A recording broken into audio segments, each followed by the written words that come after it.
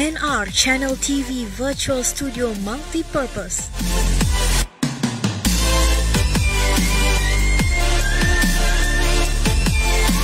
We provide virtual studio space for multi-purpose, talk show, news, online coaching and presentation, webinar, firm conference and more.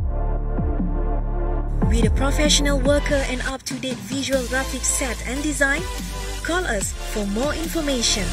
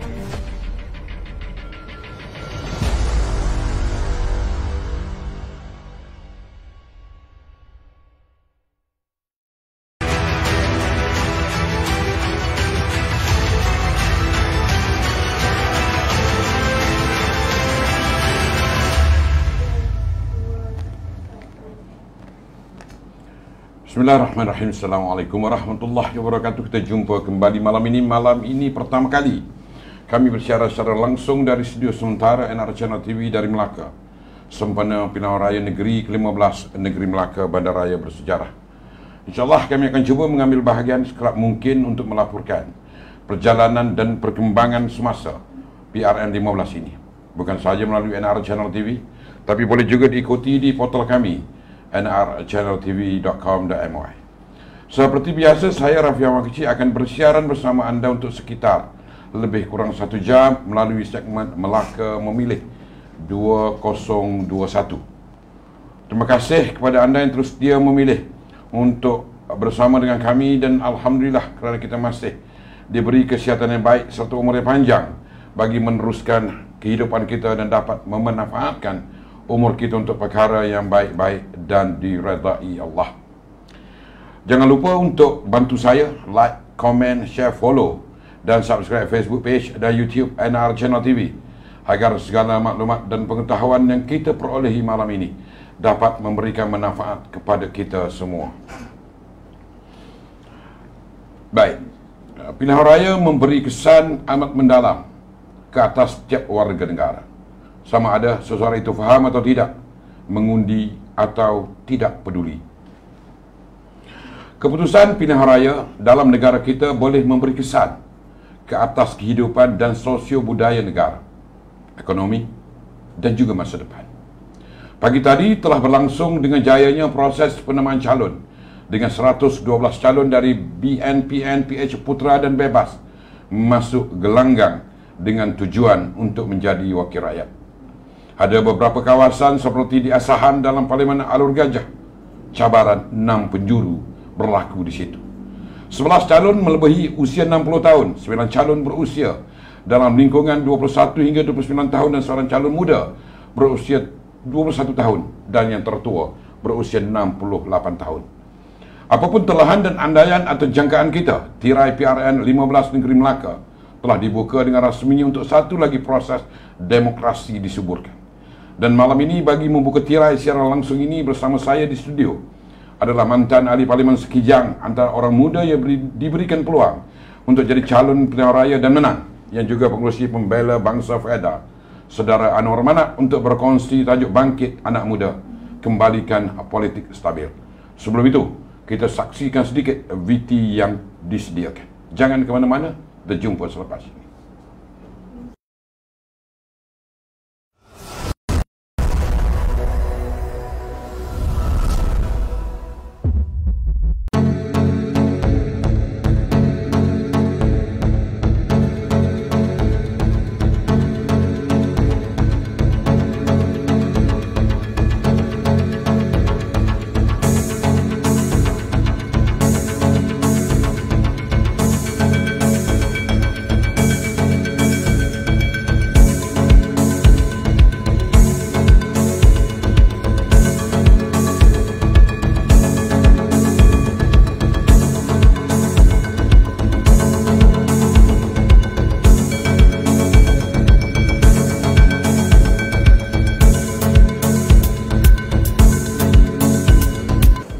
Saya melihat suasana pilihan raya kali ini dalam Norma Baru dapat diterima pakai oleh semua parti-parti politik.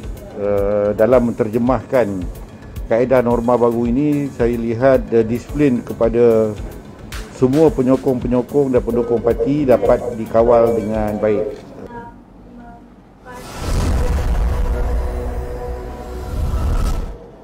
Assalamualaikum warahmatullahi wabarakatuh. Waalaikumsalam warahmatullahi wabarakatuh. Terima kasihlah kerana saudara Anwar dalam sibuk membantu kempen dapat bersiaran pertama kali malam ni sebenarnya. Terima kasih juga Rafi kerana menjemput saya bersama. Ya. Daripada Sekijang. Ya. Kawasan ini dipertanggungjawabkan di Parlimen mana? Kita menjaga di kawasan Dun Sungai Rambai. Dan bahagian Sekijang menjaga PDM. Di Seri mendapat. Agak mendapat kemenangan. Harap-harap gitulah. Okay. Tapi salah satu dun yang dalam peringkat awal dilihat agak panas ya. Ya, betul. Jadi pada pemerhatian hari pertama ni bagaimana? Setelah saya berjumpa dengan rakan-rakan di Melaka pada hari ini, apabila berjumpa dengan rakan-rakan di Seri Mendapat terutamanya, nampaknya mereka memberikan respon sebenarnya yang cukup positif.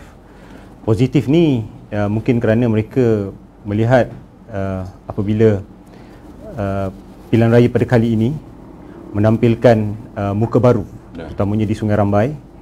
Mereka lihat sebenarnya ia adalah satu cabaran juga kepada jentera yang bertugas dan juga kepada mereka-mereka yang terlibat dalam membantu untuk memastikan kemenangan calon, terutamanya calon Barisan Nasional yang dilihat muka baru dan perlu ditonjolkan dalam keadaan kita tidak boleh berkempen seperti biasa, ataupun dalam istilah yang biasa kita gunakan pada hari ini adalah berkempen secara norma baru. Agak-agak dengan suhu yang panas sebelum pengumuman calon, adakah di sana sudah reda isu-isu berbangkit? Sebenarnya kalau nak sebut isu berbangkit banyak, Tuan Rafi. Kita pun tahu apabila meletakkan calon baru ini, sudah tentulah ada yang sepatutnya pernah menjadi calon dahulu. Mungkin ada terasa hati, dan mana yang pernah bekerja dengan calon dahulu mungkin rasa tak seronok bila nak bekerja dengan calon baru. Tetapi saya kira ini selain daripada cabaran, ini juga menjadi resam sebenarnya dalam setiap kali pilihan raya. Dan seharusnya lah sebagai jentera yang bertugas, kita daripada luar dan kita sekadar membantu, sudah semestinya lah bila melihat keadaan yang berlaku ini, sebenarnya kekhawatiran itu ada, tetapi kita cuba sedaya upaya untuk memujuk rakan-rakan untuk pastikan walaupun mungkin kita merasakan pilihan kita baik, tetapi sebenarnya ada calon agaknya yang Allah dah tentukan lebih baik untuk bertanding pada kali ini. Ya, konsep redha tu kita kena ada. Betul, Tuan. Dan sebagai bahagian angkat, maknanya itu satu cabaran yang cukup besar juga ya. Betul. Untuk nak mengurus. Tapi kita mengharapkan Jasin ini dia bersempadan dengan Johor. Jadi kita harap. Bila sebut tentang norma baru tu tadi, kita tak boleh kempen secara bersama, kan? Banyak benda yang terhalang. Jadi apa yang rasanya terutama di PDM mendapat ini, peranan yang nak dimainkan oleh Parlimen Sekijang. Dan saya juga terlupa ya nak memperkenalkan Saudara Anwar juga adalah naib ketua bahagian Sekijang. Betul. Yang sedang menjalankan tugas timbalan ketua bahagian Sekijang. Betul. Kan? Penyakit lari ni. Tentunya bagaimana nak, pada saya Jasin ini dilihat fixed deposit kepada PN. Tadi dengan norma baru, dengan tak boleh kempen, tak boleh ceramah ini, tentu ada sesuatu yang mengekang Saudara Anwar sebagai orang yang bertanggungjawab daripada Sekijang. Sebenarnya bila Majlis Keselamatan Negara mengeluarkan arahan supaya kempen yang kita adakan dengan cara sebelum-sebelum ini, iaitu bersemuka, termasuklah program ceramah, pergi rumah ke rumah, termasuklah termasuklah berceramah, berjumpa dengan ramai pengundi dan sebagainya, ini tidak boleh dilakukan pada kali ini. Ia sebenarnya agak memberikan kesan terutamanya kepada para jentera. Soalnya bagaimana kita nak bertemu dengan pengundi? Ada cadangan menggunakan media sosial. Contohnya seperti yang kita laksanakan pada hari ini, mungkin buat secara live melalui media sosial yang ada pada hari ini. Betul, tetapi cabaran kami di Seri mendapat itu oleh kerana boleh dikatakan hampir 80% pengundi yang ada di sana adalah mereka yang memang tinggal di kawasan kampung. Dan kebetulan tadi saya berada di Seri mendapat, line telefon tu pun tak berapa nak baik. Maksudnya bermasalah. Maksudnya dari segi telekomunikasi itu mungkin akan menghalang kalau kita nak mengadakan program ceramah, aktiviti dan sebagainya secara media sosial ini. Namun saya kira apabila bertemu dengan rakan-rakan di peringkat pimpinan cawangan dan sebagainya, mereka memberikan feedback ataupun tindak balas yang cukup baik. Ada yang mengatakan mungkin kita boleh mengadakan aktiviti dan juga program-program yang bersifat rakyat. Contohnya sekarang ini tengah berlangsungnya perayaan Deepavali. Dan kebetulan di tempat kami ni ada hampir 226 orang pengundi adalah daripada kalangan mereka yang beragama Hindu. Jadi mungkin kita boleh adakan program berkonsep keagamaan bersama dengan mereka di kawasan tersebut. Dan dalam suasana yang Islam pula, kita tahu sekarang ni tengah dalam mood Maulid Rasul. Mungkin kita boleh adakan ceramah Maulid Rasul dan kita boleh bersama dengan masyarakat di sana, dan secara tak langsung kita boleh berjumpa dengan masyarakat, dan ini adalah beberapa cara sebenarnya, dan mungkin ada banyak lagi cara-cara lain yang kita lihat dia tidak berkempen secara langsung, tetapi sekurang-kurangnya berjumpa dengan pengundi dan berjumpa dengan rakyat itu dapat kita laksanakan. Tapi daripada sudut ini, walaupun dibenarkan berorientasikan Maulid Rasul di Deepavali ini, Kementerian Kesihatan agak keras pantang ada perkumpulan saman seperti yang berlaku. Difahamkan Datuk Seri Najib 4 kali di Saman, dan hari ini juga di Tanjung Bidara, tempat Pengurusi Perhubungan juga KKM mengeluarkan saman. Kalau kekangan-kekangan begini, adakah wajar, adakah sesuai untuk satu pilihan raya yang berkonsepkan demokrasinya seperti kita amalkan selama ini? Itu saya kata tadi mula-mula, cabaran berkaitan dengan kempen cara norma baru.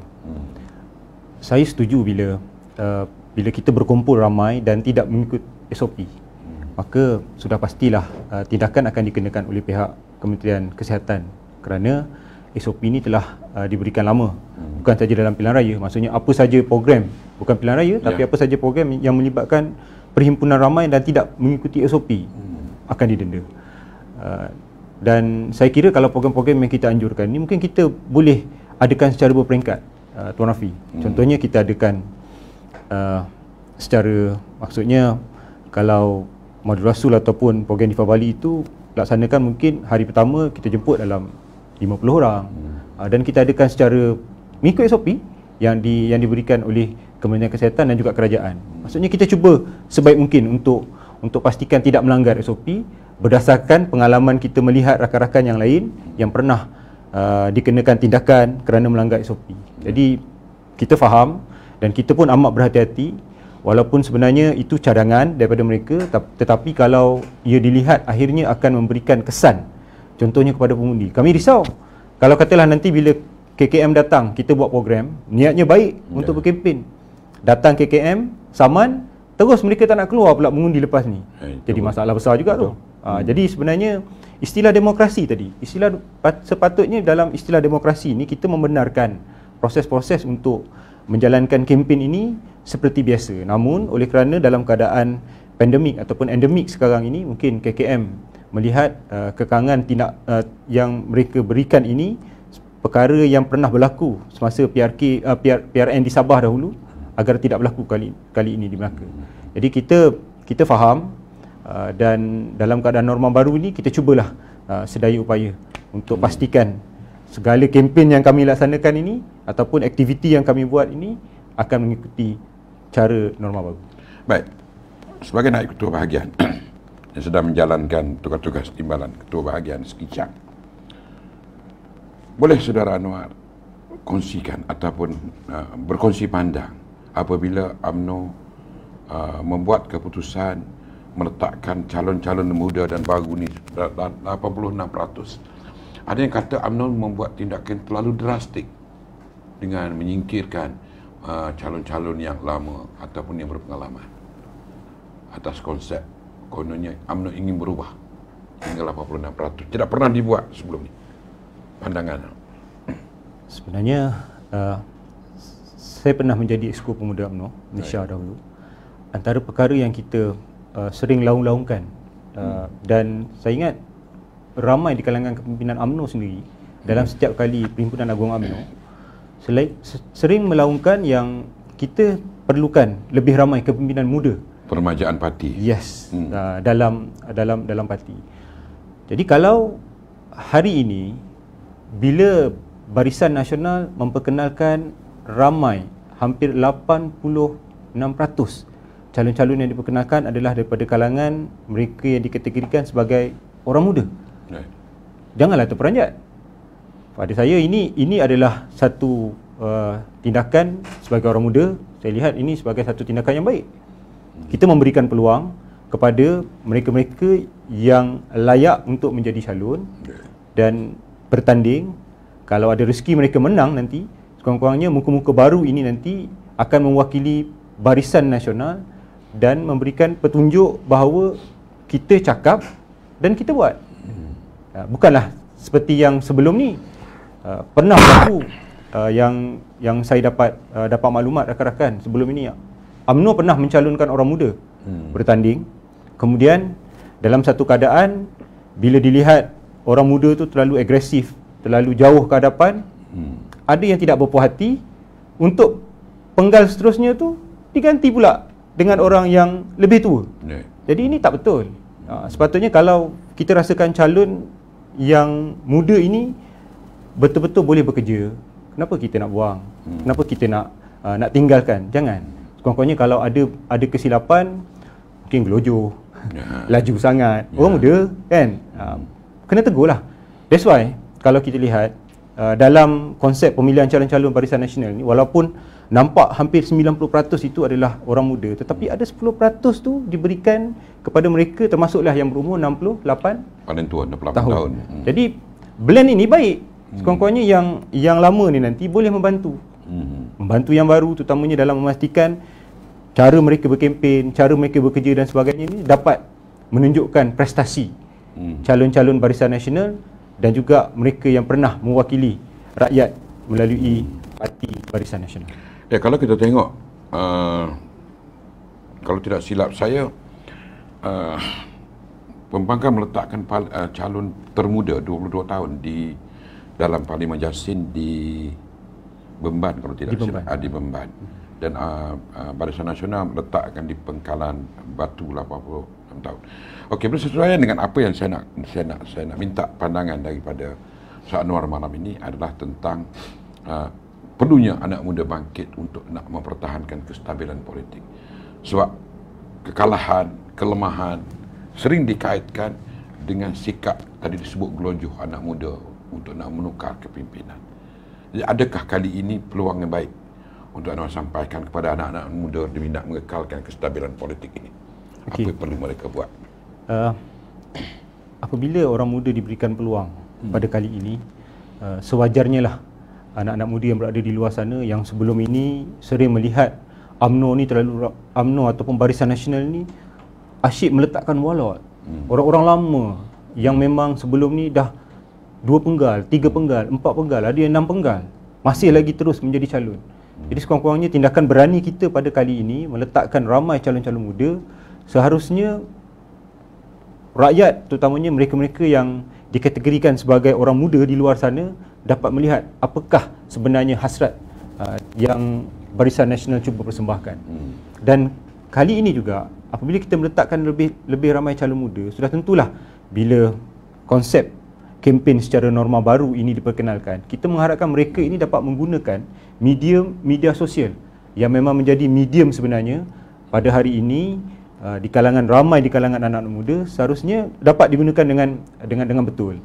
Jadi kalau saya lihatlah anak-anak muda yang berada di luar sana, kalau mereka inginkan kepimpinan yang lebih nampak sebaya dengan mereka, idea yang mungkin boleh dicetuskan mewakili mereka, saya kira ini adalah masa yang terbaik untuk mereka berikan peluang kepada calon-calon Barisan Nasional. Betul, ada calon yang paling muda dikatakan diletakkan di salah satu 21 tahun. Diletakkan di kawasan Parlimen Jasin ini. Namun saya kira pengalaman sebagai seorang pemimpin itu juga penting. Tuan Rafi, kalau kita lihat ramai yang bertanya kepada saya, pernah rakan-rakan dia kata saya berada pada keadaan yang cukup bernasib baik sebab terpilih menjadi ahli parlimen pada umur 37 tahun. Dia kata tak ramai yang dapat peluang itu, betul. Tetapi dia kata rakan-rakan yang lain ni bagaimana? Sebab nak tunggu 37 lamanya baru nak dapat jadi ahli parlimen. Tak boleh ke umur 25, 21 macam kita sebut tu untuk jadi calon pilihan raya? Kita betulkan tadi saya sebut Dun Bembang. Sebenarnya calon 21 tahun ini untuk kerusi Sungai Rambai. Sungai Rambai. Kan? Sungai Rambai tempat saya jaga sekarang. Jadi kalau inilah cara kita melihat kepimpinan yang kita harus ketengahkan. Saya kira selain daripada faktor umur muda sangat, faktor pengalaman pun penting. Sebab faktor pengalaman ini kalau kita lihat, biarlah mereka berada pada keadaan pernah duduk dalam sekurang-kurangnya dalam Jawatankuasa Pemuda, dalam Jawatankuasa UMNO Bahagian, ataupun dalam pimpinan di peringkat sayap-sayap parti dan sebagainya. Untuk diketengahkan mereka ini, sekurang-kurangnya mereka ada pengalaman buat program, buat aktiviti bersama dengan masyarakat, dan mereka pernah ikut kepimpinan wakil rakyat sebelum ini untuk bersama-sama dengan mereka. Baik, kalau kita tengok pada umur 21 tahun, pandangan Saudara Anwar, adakah mampu untuk umur 21 tahun ini diangkat menjadi pemimpin untuk menjaga ribuan rakyat dalam umur? Saya tidak menafikan tentang umur muda atau muda, tapi dalam kadar 21 tahun ini, adakah dalam konteks negara Malaysia ini, adakah sesuai untuk diangkat menjadi calon, dan seandainya menang tiba-tiba boleh jadi terkejut tu, cultural shock. Betul. Cuma kita saya melihat kedudukan calon umur 21 ini, adakah diletakkan oleh PH benar-benar nak pastikan calon ini menang, atau hanya diletakkan kerana nak tonjolkan imej muda, nak menggunakan, memanipulasilah dalam istilah kebiasaan kita, memanipulasikan umur 21 tahun itu, tapi diletakkan dalam tempat yang bukan kawasan selamat. Masih belajar lagi. Jadi kesesuaian untuk calon ini bertanding adakah sesuai atau tidak, itu bergantung kepada mereka yang akan memilih calon nanti. Sebab kalau kita lihat pada keadaan umur 21 tahun ini, sepatutnya mereka dalam kelas masih belajar. Sekurang-kurangnya menimba ilmu tu satu perkara yang penting, Tuan Rafi. Tapi bila mereka diletakkan sebagai calon, mungkin akan mengganggu pelajaran mereka selepas ini. Apabila kalau ditakdirkan menang, kena berhadapan dengan rakyat, kena buat persediaan dan sebagainya. Fizikal dan mental. Ya, betul. Jadi sejauh mana mereka ni akan benar-benar bersedia untuk menjadi seorang calon dan bertanding. Walaupun ada yang menyebut, mereka katakan, kenapa kita tak beri peluang? Patutnya umur 18 pun dah boleh jadi calon. Umur 19, umur 20, 21 ni bagilah peluang. Betul, kita beri peluang, tapi janganlah sampai kita memberi peluang kepada orang muda ini, tapi dalam masa yang sama kita membunuh karier mereka dalam politik. Lepas tu tinggalkan mereka sendiri selepas kalah terkontang-kanting. Betul. Baik. Saya tertarik dengan satu argument yang dibuat oleh seorang rakan apabila melihat kepada calon umur 21 tahun ini datang daripada UiTM. Adakah Saudara Anwar setuju UiTM sekarang ini dilihat seperti satu kilang melahirkan pemimpin-pemimpin yang anti-establishment, menentang kerajaan yang sedia ada, ataupun ini budaya baru dalam politik Malaysia? Kalau nak disebut UiTM tu sebagai tempat melahirkan mereka yang berfikiran anti-establishment ini, saya kurang setuju. Sebab kita tahu UiTM ini sebenarnya sebuah universiti yang sepatutnya melahirkan lebih ramai pelajar-pelajar yang boleh berjaya sebenarnya. Namun kita tak nafikan, saya ingat bukan UiTM saja, mana-mana universiti pun ramai sebenarnya, banyak universiti yang lain pun ramai, ada juga di kalangan mereka ni yang sebenarnya terpengaruh. Tidak, maksud saya bila disebut UiTM ini, dia adalah sebenarnya kilang yang melahirkan pemimpin-pemimpin yang seperti Saudara Anwar. Yang tu saya setuju. Yang tu saya setuju. Maksudnya universiti ni sebenarnya ia adalah satu platform yang boleh melahirkan lebih ramai pemimpin-pemimpin yang baik sebenarnya. Dan sebenarnya universiti adalah tempat di mana mereka boleh mula belajar untuk menjadi pemimpin. Dan yalah, kalau mereka ni diberikan peluang selepas ini untuk menjadi calon, kalau mungkin dah selesai diplomanya, dah selesai ijazahnya dan sebagainya, dah bekerja sekurang-kurangnya, jadi kalau diberikan peluang untuk menjadi calon selepas ini, saya ingat itu memang peluang yang baik sebenarnya, yang sepatutnya diberikan kepada golongan-golongan ini. Baik.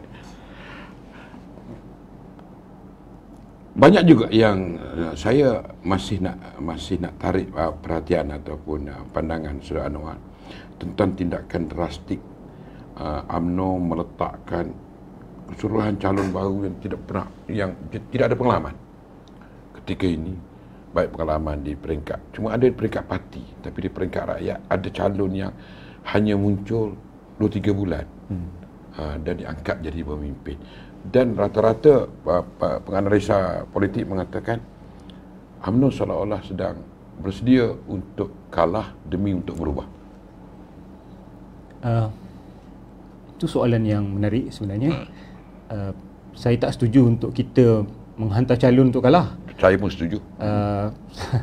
Saya kira parti mana pun yang menghantar calon, kita nak pastikan menang. Wa ima calon itu berpengalaman, ataupun dikatakan kurang pengalaman, baru 3 bulan datang dan sebagainya, tiba-tiba menjadi calon, ataupun berada daripada luar, tiba-tiba letak calon di kawasan-kawasan tersebut. Jadi sebenarnya itu saya sebut tadi, ini adalah cabaran sebenarnya kepada Barisan Nasional. Dan kita nak buktikan sebenarnya daripada awal-awal lagi, Presiden ada sebut yang ramai muka baru akan diketengahkan semasa pilihan raya negeri Melaka. Jadi bila kita buktikan dengan meletakkan calon-calon yang kita berikan ini, walaupun sebenarnya ada yang tidak berpuas hati, mereka melihat calon-calon yang diletakkan ini mungkin akan menyebabkan Barisan Nasional kalah dan sebagainya. Kita lihat yang bercakap ni kerana mungkin mereka pernah menyokong calon yang sebelum ini, ataupun calon yang mereka nak tak dapat nak diketengahkan, jadi dia meletakkan ini. Kalau inilah calon yang diletakkan, mereka mengatakan calon ini akan kalah. Tapi itu kata sesetengah mereka yang sebenarnya masih rasa tak puas hati.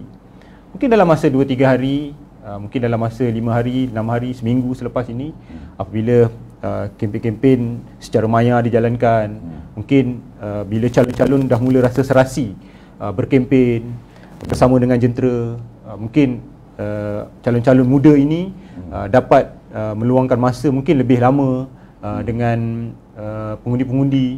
Saya yakin kalau walaupun asalnya pengalaman itu kurang, tapi bila yang datang membantu, contohnya daripada negeri-negeri, kalau macam Barisan Nasional ni kita bantu, contohnya macam di Johor, kita bantu di Parlimen Jasin. Kita hantar macam contoh 1 PDM, 1 bahagian jaga. Sampai macam tu kita nak cuba bantu. Maksudnya 1 bahagian tu, kalau selama ni macam kami di Sekijang, kita ada 26 PDM jaga. Tapi kali ni untuk pilihan raya ni kita jaga 1 PDM je dengan 1000 lebih pengundi. Jadi kenapa tidak kita cuba tolong calon yang mungkin baru, yang mungkin orang rakyat ataupun pengundi masih belum kenal. Gunakanlah cara terbaik yang kita pernah gunakan semasa di Tanjung Piai, contohnya di PRK-PRK lain ni, kita bantu supaya calon muda ini boleh kita sama-sama ketengahkan. Sebab itulah bila dihantar untuk bertugas dan sebagainya ini, cabaran kita paling besar ialah pertama, macam tadilah, nak menilai situasi yang sedang berlaku. Ada merajuk lah, ada sebagainya kan. Dalam masa beberapa peringkat seterusnya, kita nak pastikan jentera ini kembali bersedia untuk membantu calon ni, walaupun dia tak ada pengalaman dan sebagainya. Dan mungkin peringkat seterusnya ialah memastikan calon ini, orang muda ini dapat kita bawa bersama dalam setiap aktiviti dan program yang dilaksanakan. Baik. Kenapa setiap parti-parti politik ini cukup takut dengan undi muda? Apa sebenarnya yang menakutkan mereka? adakah kerana doktrinisasi anak muda ini berbeza yang kira buat mereka takut sangat, kan? BN kalah dulu kerana undi muda tak menyokong kita. Adakah kali ini itu saya nak tanya Anwar, adakah kali ini UMNO mampu ataupun BN mampu nak mengembalikan undi anak muda dengan mengharap bersandarkan kepada kegagalan Pakatan Harapan dan Perikatan Nasional sebelum ini? Okey. Menyandarkan calon-calon muda ini salah satu cara sebenarnya untuk memastikan orang-orang muda yang berada di luar sana melihat UMNO sekarang dalam proses berubah dan cuba nak memastikan mereka ini benar-benar menjadi cita rasa rakyat. Betul, kita lihat 2018 bila kita kalah pada pilihan raya yang lepas, majoriti undi itu adalah daripada saluran 4, 5 dan 6, iaitu saluran orang muda. Yang kita tahu, mereka ini macam kita tahu daripada awal, media sosial adalah menjadi medium mereka mendapatkan maklumat, mendapatkan berita dan sebagainya. Soalan Tuan Rafi tadi, takut. Dia bukan takut, Tuan Rafi, tapi bermula tahun hadapan, mereka yang berumur 18 tahun akan dibenarkan mengundi lepas ini. Daftar secara automatik. Yes. Jadi kalau inilah berlaku, penambahan pengundi-pengundi nanti di kawasan-kawasan parlimen akan meningkat. Sama juga di kawasan-kawasan DUT. Jadi kalau kita tak bersedia daripada sekarang untuk melihat gaya, cara, maksudnya calon yang kita ketengahkan ini mewakili mereka, bagaimana mereka nak mengundi Barisan Nasional kalau masih lagi pada ditakut lama? Jadi sekurang-kurangnya bila kita tonjolkan pemimpin-pemimpin muda yang baru ini, kita tonjolkan cara pemilihan calon yang baru ini, dan kita tonjolkan mungkin norma baru cara berkempen ini nanti, kita harap anak-anak muda dapat kembali menyokong Barisan Nasional dan melihat kita cakap, kita buat dan kita laksanakan seperti yang pernah kita janjikan sebelum. Bermaknanya percaturan yang dibuat kali ini adalah untuk nak menentukan survival UMNO dan juga menentukan hidup do and die UMNO di masa akan datang. Saya setuju. Baik Anwar, saya nak kembali kepada satu isu yang sedang melegar ketika ini. Perasaan, pandangan sebagai orang parti. UMNO sedang diserang oleh pimpinan PAS terutamanya. Kononnya UMNO sombong kerana menolak kerjasama. Kerana menolak kerjasama yang mereka tawarkan sehingga pecah Muafakat Nasional peringkat atasan di Melaka hari ini. Apa pandangan? Sebenarnya kalau kita lihat, Muafakat Nasional ini adalah satu pemuafakatan yang cukup cantik, cukup baik sebenarnya. Dan dia diterima bukan saja di peringkat tertinggi, tetapi sampai ke peringkat akar umbi. Kami di Johor amat merasai sentuhan kejayaan Muafakat Nasional ini semasa kita berada di Tanjung Piai. Betul. Bila saya sendiri pun mewakili rakan-rakan dalam bahagian Sekijang, bila kita berkempen, kawan-kawan daripada PAS Sekijang pun sama membantu pada masa tersebut untuk bersama-sama dengan kami, dan kita kempen pastikan calon Barisan Nasional menang pada masa tersebut. Namun bila hari ini nampaknya berlaku pertembungan oleh kerana Muafakat Nasional itu sudah nampaknya tak dapat nak dikekalkan lagi.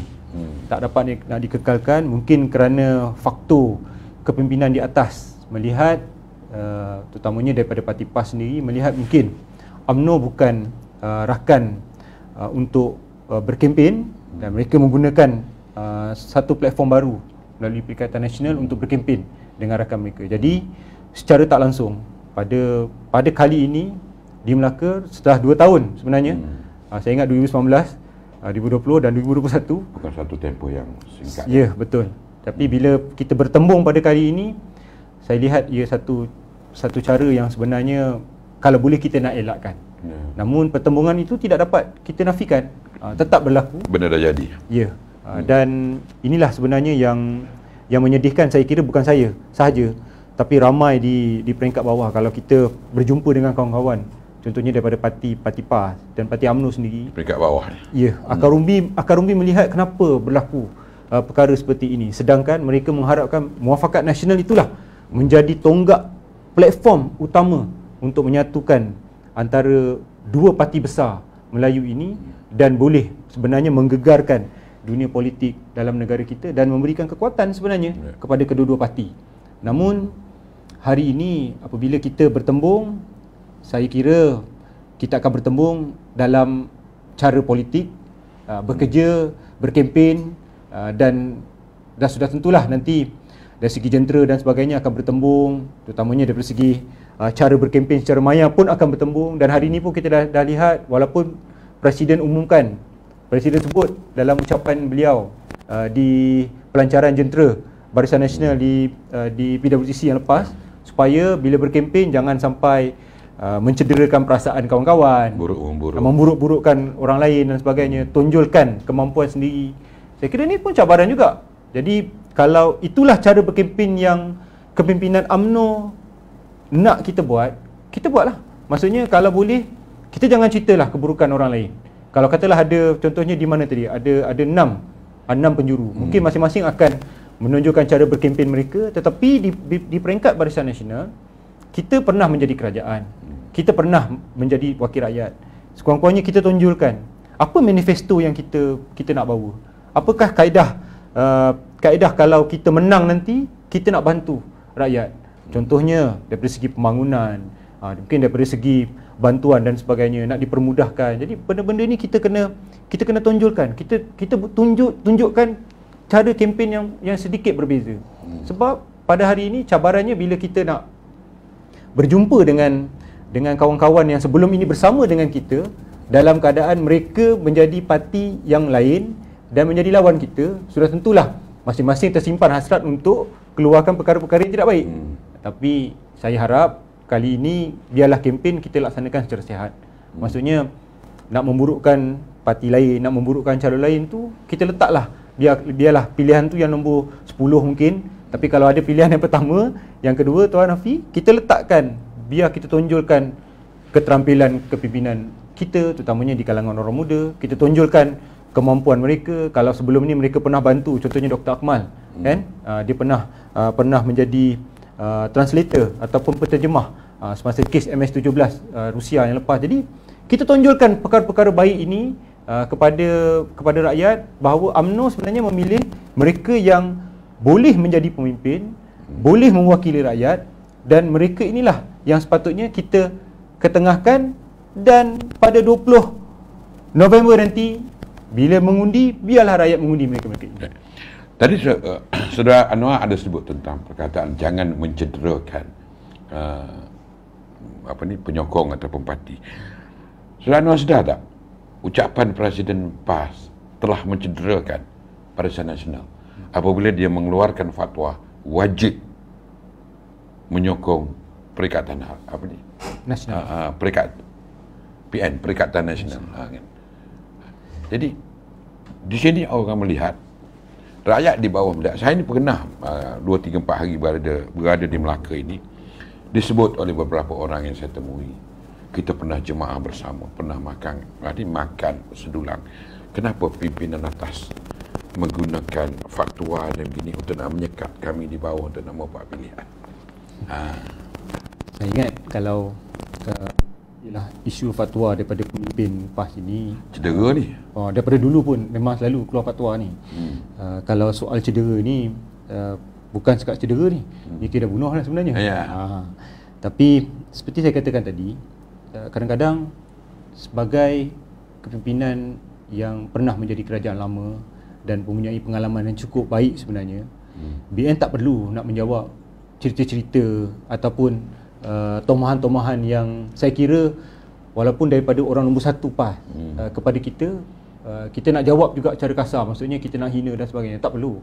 Sebab walaupun agaknya itu cara mereka berkempen, tapi biarlah rakyat di bawah menilai. Adakah itu cara terbaik mereka untuk menilai seorang kawan yang pernah bekerja dengan mereka dahulu? Kalau kita sama juga dengan mereka, Tuan Rafi, nak jadi apa kita ni? Kan? Sedangkan kita ni nampak sebenarnya, walaupun sebelum ni kalau dilihat, dituduh UMNO ni tamak lah, tak nak bersama lah, gila kuasa lah dan sebagainya. Sedangkan kita sebenarnya mengambil kira hak kita untuk meletakkan calon. Tetapi bila cara yang kita bentangkan, cara yang kita beritahu dan kita cadangkan kepada mereka tidak diterima, takkan kita nak paksa. Betul. Jadi bila dalam keadaan tersebut, kita membuat keputusan untuk kita bertanding atas tiket Barisan Nasional sendiri. Jadi sekurang-kurangnya semua calon yang kita letak tu calon-calon kita. Saya tertarik bila Saudara Anwar jawab tentang PAS dengan cara begitu ya. Cuma saya nak menarik perhatian Saudara Anwar. Pimpinan UMNO ni tidak pernah maki hamun Presiden PAS. Seingat saya, tidak pernah. Parti-parti lain Setelah Mufakat Nasional lah. sebelum ini pun. Tetapi presiden parti lain, Tun Mahathir, pernah kata macam-macam kat PAS. Tan Sri Mahyudin sendiri pun, video dia kita boleh search, apa dia tak kata kepada PAS. Tetapi PAS boleh memilih nak bersama dengan mereka ini daripada terus bersama susah senang dengan UMNO. Sedangkan UMNO tak pernah maki dia, tapi dia boleh pilih pernah maki dia. Anwar punya perasaan kan? Nampak pelik. Kalau Tuan Rafi tanya saya lah, saya kecewa tu sebenarnya. Saya kecewa bila kita tak dapat nak bersama sebagai satu pasukan untuk berganding bahu sekali lagi pada kali ini untuk bertanding menentang rakan-rakan parti lain.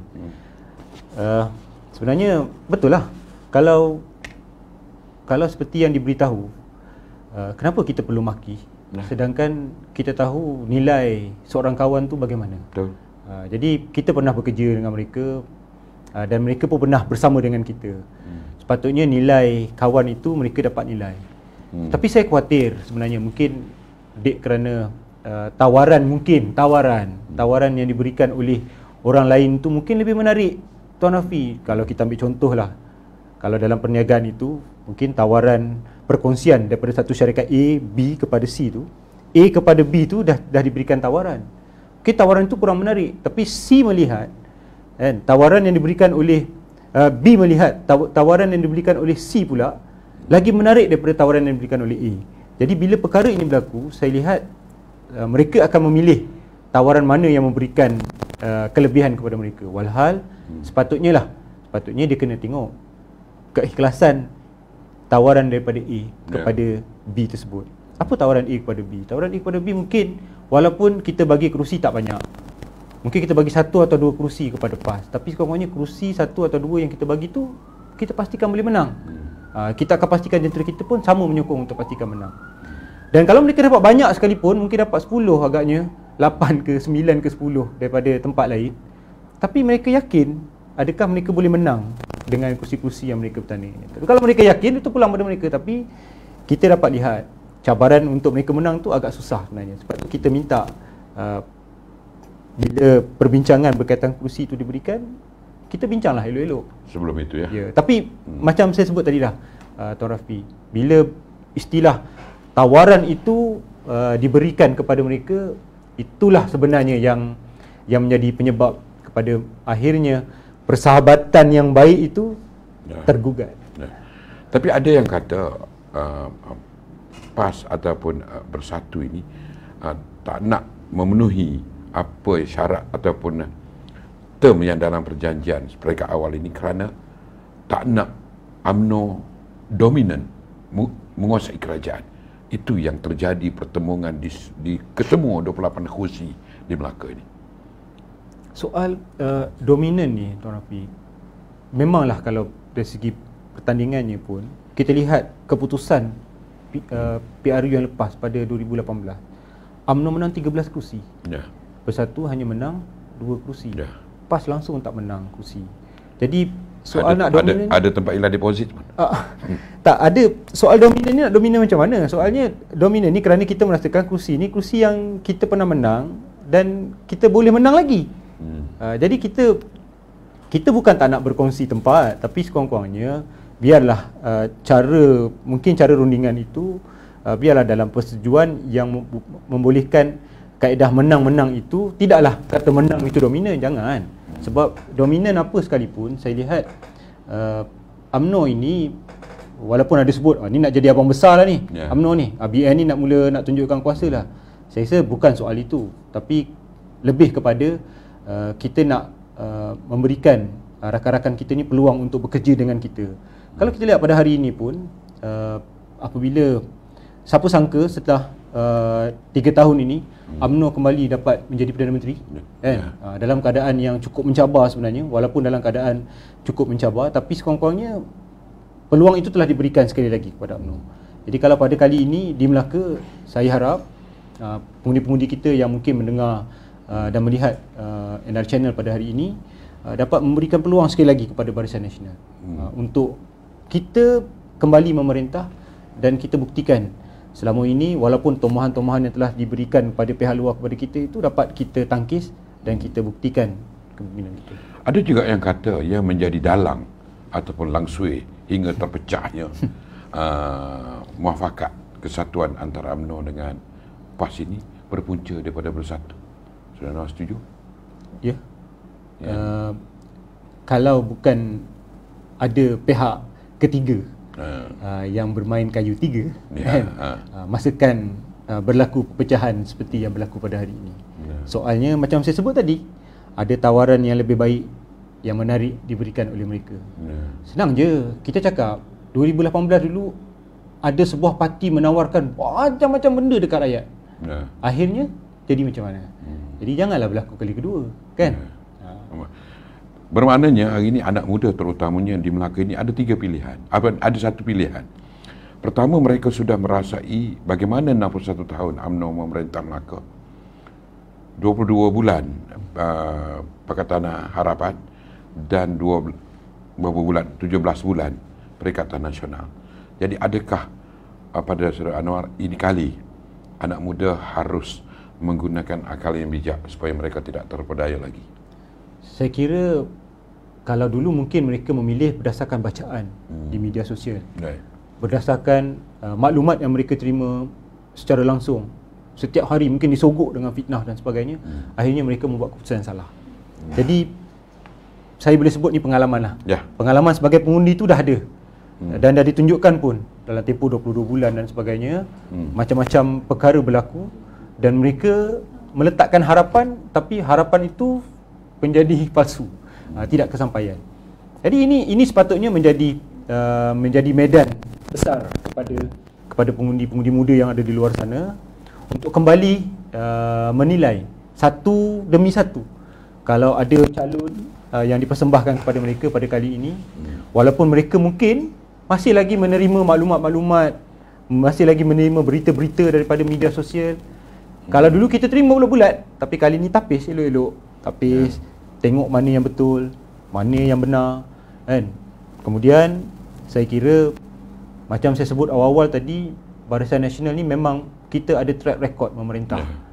Dan adalah beberapa isu, mungkin sebelum ni ada isu berkaitan dengan rasuah dan sebagainya, salah guna kuasa dan sebagainya, tapi bukanlah benda ni menjadi satu perkara yang terlalu besar sehingga akhirnya menjejaskan kepimpinan. Sebab hari ini bila kita meletakkan ramai orang muda, sudah tentulah mereka-mereka ini akan memberikan harapan kepada mereka-mereka, terutamanya anak-anak muda ni yang sedang menunggu sebenarnya apa yang akan berlaku di Melaka ini kalau mereka memilih calon-calon tersebut. Jadi seperti yang Tuan Rafi sebut tadi, kalaulah Barisan Nasional ini diberikan peluang sekali lagi untuk memerintah, saya yakin akan ada lagi pembaharuan-pembaharuan, akan ada lagi perkara-perkara yang sebelum ini tertangguh, tertunda, mungkin kerana nak dilaksanakan tak dapat dan dilaksanakan di Melaka ini.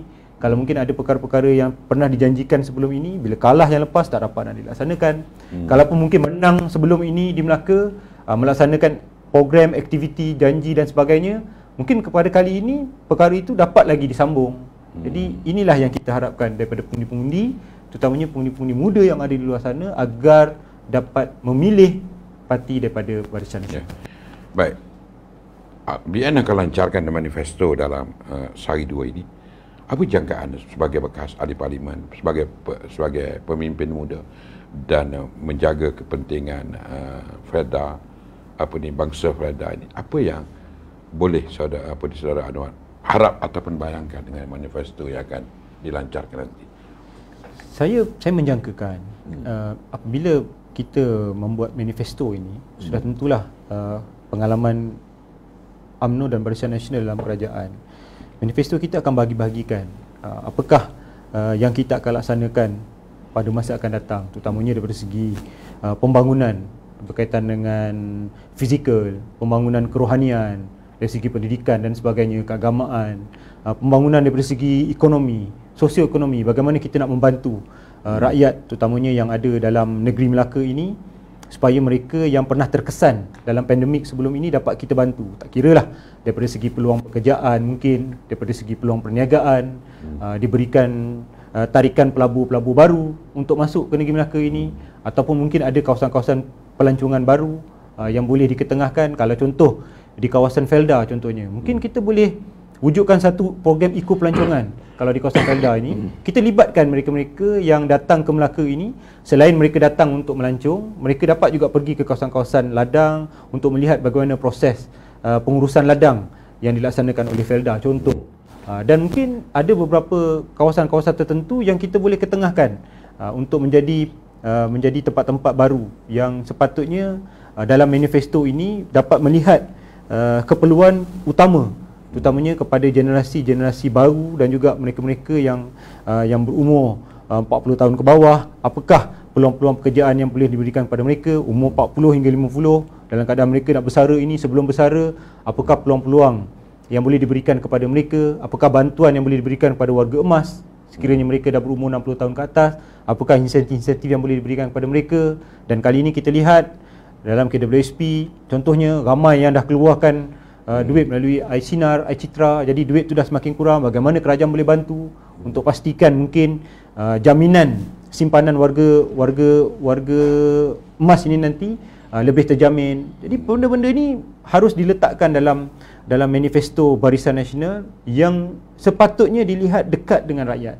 Dan seingat saya, pengalaman saya menjadi calon dahulu, setiap kali UMNO dan Barisan Nasional melaksanakan janji-janji mereka dalam manifesto ini, mereka akan cuba laksanakan secara berperingkat-peringkat dalam tempoh fasa 5 tahun.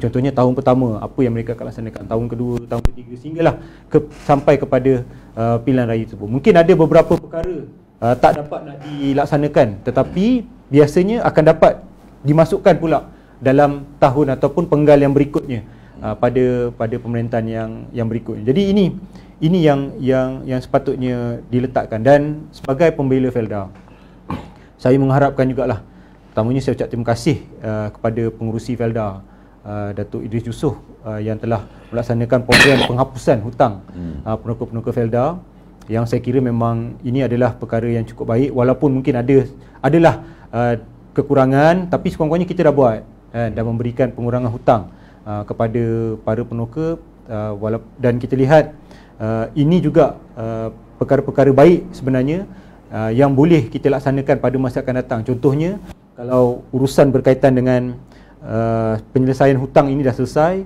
mungkin kita boleh tengok pula hal pewarisan Felda, sebab bagaimana pewarisan ini boleh membantu mereka-mereka yang berada di kawasan Felda. Dan kena ingat, Melaka ni ada 4 kawasan Felda. Baru saya nak tanya. Ada 4 kawasan Felda. Jadi 4 kawasan Felda ini dilihat nampak aktif. Kebanyakan berada di Alur Gajah dan ada satu di Jasin, di Kemendo, di salah satu Don Rim, ada satu Felda Kemendo. Jadi mungkin pembangunan dalam Felda itu boleh dikemas kini. Maksudnya kalau kita lihat hari ini antara permintaan generasi baru Felda, apa dia? Contohnya mereka perlukan penempatan baru, penempatan generasi kedua. Diberikan peluang untuk, kalaupun bukan diberikan penempatan rumah contohnya, peluang untuk memiliki tanah dalam tanah rancangan Felda. Jadi sekurang-kurangnya mereka dekat dengan ibu bapa mereka. Kenapa? Sebab mereka-mereka ini bekerja di ladang. Dan mereka-mereka ini jugalah yang dilihat menjaga mak dan ayah mereka yang berada di tanah rancangan. Jadi mereka ni pun perlu dijaga. Dan mereka ni sebenarnya pengundi.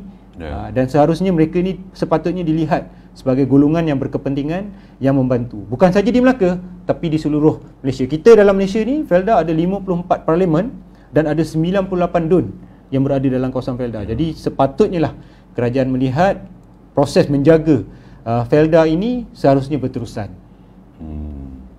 Baik. Kalau kita tengok kepada yang disebut tadi, bila saudara Anwar sebut tentang generasi kedua ni, adakah dah selesai masalah rumah generasi kedua? Sebenarnya masih belum selesai. Contohnya pada penggalian lepas, bila ada dijanjikan rumah-rumah untuk generasi kedua, walaupun ada yang terbengkalai, ada yang contohnya di tempat saya dijanjikan kawasan perumahan tapi gagal untuk dilaksanakan oleh kerana ada masalah berkaitan dengan kontraktor dan sebagainya. Jadi sepatutnya bila gagal contohnya dalam penyediaan rumah ini, kerajaan sepatutnya menyediakan ruang yang lain. Seperti saya katakan tadi, memberikan contohnya tanah, sebidang tanah ataupun tapak rumah untuk mereka bina rumah mereka sendiri. Tak kiralah kalau hari ini kita tahu kerajaan ada permohonan rumah mesra rakyat contohnya. Ada mungkin kalau bukan melalui SPMB, mungkin ada melalui agensi-agensi lain, contohnya melalui kerajaan negeri pun boleh menyediakan rumah jika sekiranya tapak telah ada. Jadi mungkin kerajaan boleh gantikan. Kalau sebelum ini mereka dah janji untuk siapkan rumah tapi tak siap, bantu sekurang-kurangnya ada tapak rumah diberikan kepada generasi baru Felda ini. Ini satu isu yang besar sebenarnya. Kalau kita gagal untuk selesaikan perkara-perkara ini, saya ingat untuk pemilihan akan datang, ia tetap akan memberikan kesan kepada undi-undi orang muda yang berada di Felda, kerana mereka mengharapkan perkara ini dapat diselesaikan. Tapi kalau gagal lagi ataupun tak dapat nak diselesaikan dalam masa terdekat ini, saya kira ia akan memberikan kesan yang besar. Maknanya hari ini anak muda perlukan pekerjaan. Betul. PKP yang berlaku selama ini banyak menyentak kehidupan dia orang. Betul.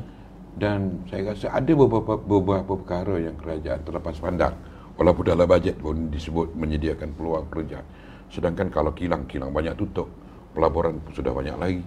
Dia nak menangin ini bukan satu benda yang mudah. Betul. Memberontak anak-anak muda ini. Saya setuju. Ini cabaran juga kepada kerajaan untuk memastikan peluang pekerjaan yang kita janjikan itu dapat diberikan kepada generasi baru ataupun anak-anak muda yang ada di luar sana.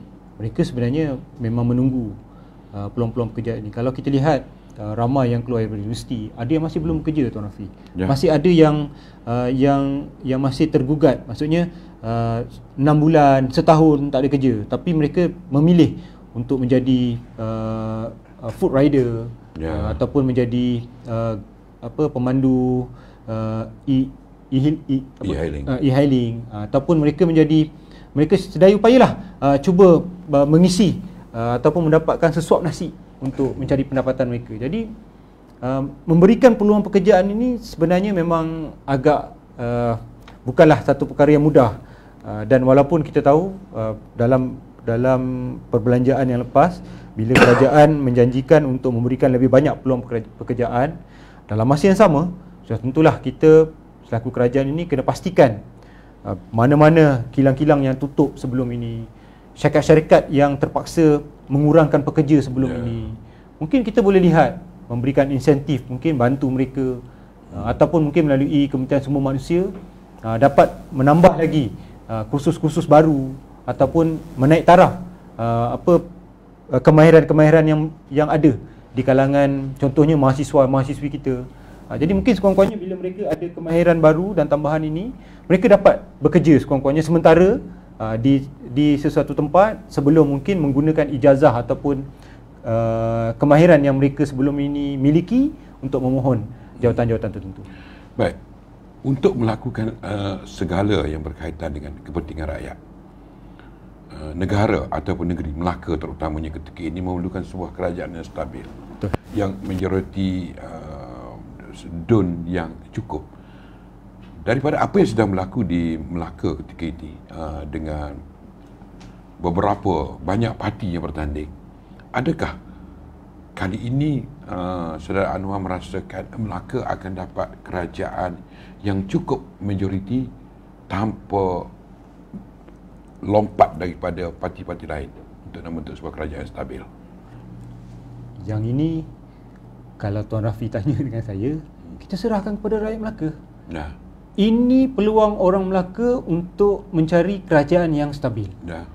Kalau mereka gagal untuk memilih kerajaan yang benar-benar stabil, masih lagi kelebihan 1 atau 2 kursi, nak bergabung, masih perlu nak bergabung dan sebagainya, akhirnya ia akan memberi kesan bukan saja kepada politik negeri Melaka tapi keseluruhan, termasuklah ekonomi dan sebagainya negeri Melaka. Sebab politik tak stabil, pelabur tak akan berani masuk. Kan? Mereka yang berniaga di Melaka pun mungkin akan rasa tak tenteram dan sebagainya. Jadi suasana itu tak menarik. Jadi kita perlukan, saya setuju, kita perlukan politik yang stabil. Maksudnya majoriti tu biar lebih. Kalau dapat 2/3 tu terbaiklah. Sekurang-kurangnya banyak dasar-dasar baru mungkin kita boleh gubal, kita boleh akta-akta baru kita boleh perkenalkan. Tapi kalau tak mampu pun sekurang-kurangnya biarlah dalam jumlah yang tidak akan melompat, kan. Dan Barisan Nasional kita tahu pada sebelum penamaan calon telah pun meletakkan syarat kepada semua calon-calon yang bertanding ini. Kalaupun mereka nak melompat nanti, mereka akan dikenakan tindakan, kan, saman dan sebagainya lah, itu bergantung pada mahkamah. Jadi saya kira ini satu cara yang baik sebenarnya untuk memberikan kepada rakyat, kalau beri pilihan kepada calon Barisan Nasional menang, kalaupun mereka nak melompat selepas ini, mereka akan berfikir bukan 2-3 kali, mungkin 10 kali. Dengan denda yang tinggi, dengan tindakan yang akan dikenakan kepada mereka dan sebagainya. Jadi mungkin ini kaedah kita untuk mengekang mereka daripada melompat ke parti lain setelah mereka menang. Tetapi tetap bergantung kepada orang Melaka. Adakah mereka dapat memilih benar-benar calon yang mewakili mereka pertama, ataupun adakah yang mereka pilih ni nanti adalah mereka yang benar-benar dapat memastikan Melaka ini stabil dari segi politiknya, Melaka ini dapat terus menjadi negara maju, negeri yang maju, dan seterusnya akan memastikan ekonomi dan sebagainya ini dapat bergerak sederap dengan pemilihan yang mereka buat pada 20 November nanti. Baik, kita dah, walaupun kita bersembang agak santai, dah menghampiri 1 jam. Oh ya. Baik, saya nak berikan ruang kepada Saudara Anwar untuk mengupas isu anak muda ini dan sekaligus pesanan kepada anak-anak muda terutamanya yang akan memilih 20 hari bulan nanti di negeri Melaka ini. Barisan Nasional dah buktikan yang kita meletakkan lebih ramai calon muda pada kali ini, dan sudah semestinya lah orang muda kena bangkit.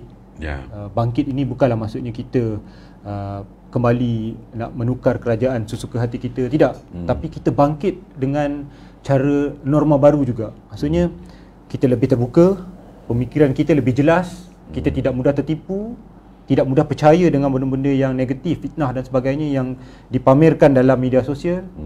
Kalau kerana perkara itu tidak baik, contohnya, adakah betul-betul tidak baik, kita siasat dulu, kan? Ada cara untuk kita siasat dan sebagainya. Jadi kita tonjolkan sebagai orang muda yang tahu menilai kepimpinan dan juga menilai undi yang kita miliki. Jangan sampai undi kita ini nanti akhirnya menjadi sampah seperti yang pernah berlaku pada pilihan raya lepas. Ini kita tak akan berlaku lagi. Saya harap untuk kali ini di Melaka, orang-orang muda yang ada di Melaka ini, terutamanya pengundi-pengundi baru yang mula hendak mengundi nanti, tolong pastikan calon yang dipilih itu adalah calon yang benar-benar mewakili aspirasi kita. Dan seperti yang tadi Tuan Rafi sebut, kita nakkan kerajaan yang stabil, kita nakkan kerajaan yang benar-benar boleh mewakili negeri Melaka dan menjadi sebuah kerajaan yang kukuh. Dan kita pastikan mereka-mereka ini dipilih dengan cara yang baik, tidak melompat dan tidak memberikan peluang kepada orang lain. Dan kita tunjukkan calon yang paling sesuai, saya kira adalah calon daripada Parti Barisan Nasional. Baik, terima kasih Saudara Nur Manak. Walaupun pertemuan malam ini saya agak santai, tetapi pengertian kepada apa yang cuba disampaikan, kita harap dapat membuka minda terutamanya kepada anak-anak muda di negeri Melaka yang akan membuat keputusan kerajaan mana yang akan mereka pilih pada 20 hari bulan nanti. Dayung sudah di tangan, perahu sudah di air, terserah kepada anak muda untuk nak menentukan hala tuju negara negeri Melaka ini, kerana Melaka akan terbangun dengan konsep ataupun dengan kekuatan pemikiran anak-anak muda. Seperti biasa, dalam series itu kita ada main-main. Dalam main-main itu kita ada series. Jangan kita hilang satu kawan, kita tambah satu musuh. Teruskan untuk share, like, komen, follow dan subscribe Facebook page nrchanneltv.com.my, NR Channel TV portal nrchanneltv.com.my, berintegriti, berani, benar dan terus terang.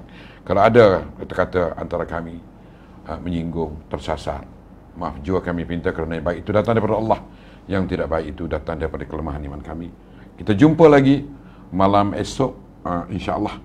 Saya akan bersama dengan Ketua Pemuda Pergerakan UMNO Malaysia, Datuk Dr. Ashraf Wajidi Dasuki, untuk mengupas beberapa perkara yang mungkin boleh memberikan manfaat kepada kita. Teruskan bersama dengan saya di NR Channel TV. Kita jumpa lagi. Assalamualaikum warahmatullahi wabarakatuh. Assalamualaikum.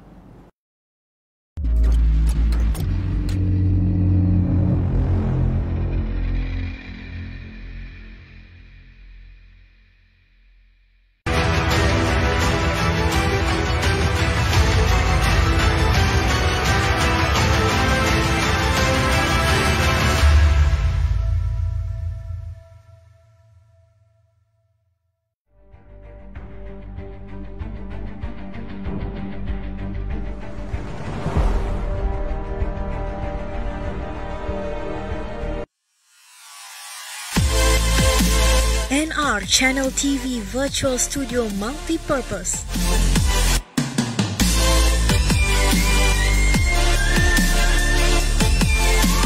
We provide virtual studio space for multi-purpose, talk show, news, online coaching and presentation, webinar, forum conference and more. With a professional worker and up-to-date visual graphics set and design, call us for more information.